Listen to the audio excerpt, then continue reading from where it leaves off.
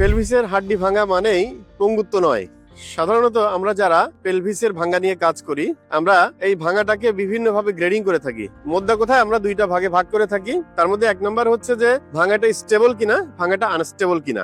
আমাদের কাছে আসার পরে আমরা প্রয়োজনীয় এক্স-রে এবং সিটি স্ক্যান, কোনো কোনো ক্ষেত্রে যদি এমআরআই প্রয়োজন হয় সেগুলো আমরা করে এটা গ্রেডিং করে থাকি যে এটা কোন ধরনের ভাঙা। দেখা যায় যে রোগীর ভাঙাটা স্টেবল পর্যায়ে আছে, অর্থাৎ সেটার জন্য অপারেশন লাগবে না, তাহলে আমরা রোগীদেরকে কিছু নির্দেশনা দিয়ে থাকি, তাদেরকে বিশ্রাম দিয়ে থাকি এবং তার পরবর্তী সময়ে রোগীদেরকে আমরা গ্র্যাজুয়ালি তাদেরকে ফিজিওথেরাপি এবং গ্র্যাজুয়াল মুভমেন্টের মাধ্যমে রোগীদেরকে আমরা স্বাভাবিক জীবনে বা পর্যায়ে নিয়ে এসে থাকি। যে সকল রোগী আনস্টেবল ফ্র্যাকচার নিয়ে আসে তাদেরকে আমরা অপারেশন করে থাকি এবং অপারেশন করার পরে আমরা তাদেরকে ফিজিওথেরাপি এবং গ্র্যাজুয়াল মুভমেন্টের মাধ্যমে তাদেরকে স্বাভাবিক জীবনে নিয়ে আসার জন্য কাজ করে থাকি এবং আলহামদুলিল্লাহ আমরা অনেক রোগী অপারেশন করেছি। এই ধরনের রোগী, যে রোগী কোমরে আনস্টেবল ফ্র্যাকচার নিয়ে এসেছিল, সেই রোগীকে অপারেশন করার পরে এখন সে আমাদের কাছে এসে বলে যে আমি এখন 2-2.5 মণ বা 3 মণের একটা বস্তা মাথায় নিয়ে আমি এখন চলতে পারি, কাজ করছি, আমি আমার সংসার চালাচ্ছি।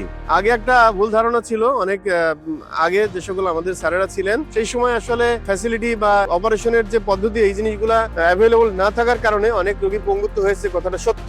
কিন্তু আজকের এই বিশ্বে আধুনিক চিকিৎসা ব্যবস্থা থাকার কারণে আমরা পেলভিস বা কোমরের হাড্ডি ভাঙার পরে আমরা যে সকল রোগীকে চিকিৎসা দিয়েছি এমন কোন রোগীকে আমরা পাইনি যারা পঙ্গুত্ব বরণ করেছে।